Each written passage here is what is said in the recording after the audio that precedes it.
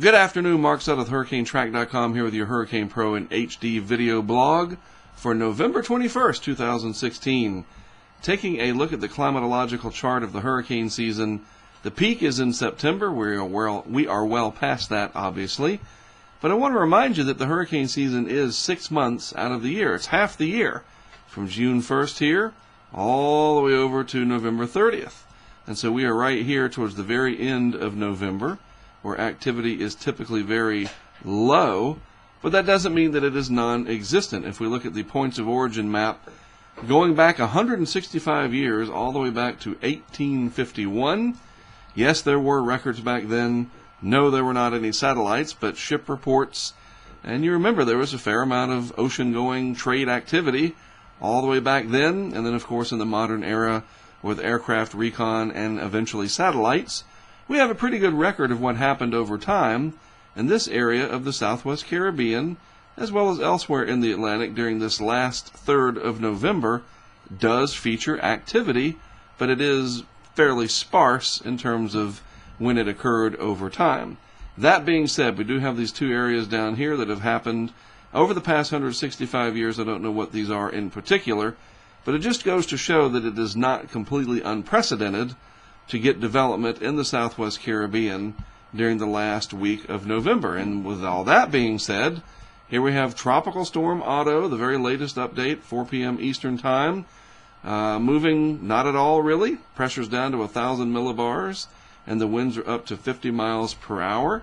If we take a look at the track map over the next 5 days, Otto forecast to become a hurricane and move basically due west here very slowly into southern and southeast Nicaragua, northern coast of Costa Rica, and this is going to be a big rainmaker, and the potential exists for this to become a fairly strong hurricane. We'll keep an eye over time as to how strong it does in fact get. You can look at it, deep convection, trying to wrap around this center of circulation right in here.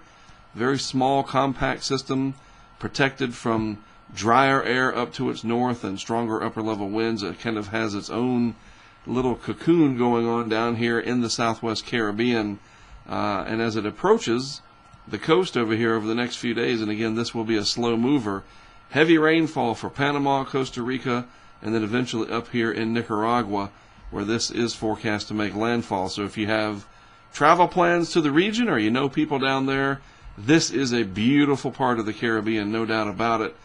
Unfortunately, there's going to be a hurricane threat this week, so please be advised as to what is going on down there. You've got some great tools to do so with Hurricane Pro and HD, and of course, follow them on Twitter.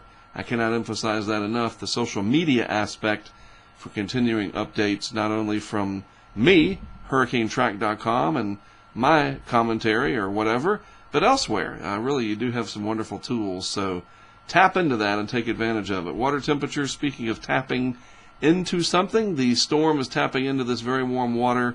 At this time of year, water temperatures still in the low 80s. The yellow shading indicating about 81, 82 degrees Fahrenheit.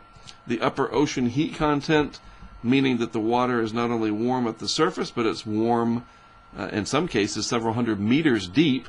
Also, still fairly strong down in that region, what we call the upper ocean heat content value. Still pretty high for that area, and so this has a lot of energy to work with. So really no surprise that this is getting going. It's just unusual, for sure. Upper level winds across the subtropics up here in the eastern United States, as an example, very strong, 50, 60, 70 knots blowing across the region. Whereas down here in the Caribbean, there's this little area, fairly large overall, of lighter upper level winds, and so this area is able to blossom into the atmosphere and not be sheared by a strong wind coming across like this, for example. We are not seeing that. Instead, it's this sort of clockwise outflow pattern fanning out in a clockwise fashion. I was trying to say the word pattern and fashion at the same time, but it didn't quite work, did it? So yeah, the upper level outflow pattern, very favorable for development, and this will become a hurricane, it looks like, over the next several days. There's our chat on our premium site that was stuck in there for some reason. So anyway, definitely going to want to keep an eye on this. No threat to the lower 48. A big reason why. Good area of high pressure going to be setting up across this region in the mid-levels of the atmosphere, and that'll keep this system shoved to the south on a path like that. There really isn't any trough digging down to pull this up and across Florida, for example. That is not the pattern we are in. Instead, we have this area of high pressure kind of blocking it and keeping it down here in the southwest Caribbean. So this will be what we're talking about. Again, follow along on Hurricane Pro and HD on Twitter and on their Facebook, and I'll be posting another video blog here on Wednesday to keep you up to date as to what's going on with this late season Tropical Storm Otto. All right, well, that's it for me for today. Have a great rest of your Monday afternoon. Thanks for tuning in. I am Mark Sudduth for HurricaneTrack.com, and of course, for Hurricane Pro and HD, I'll talk to you again on Wednesday.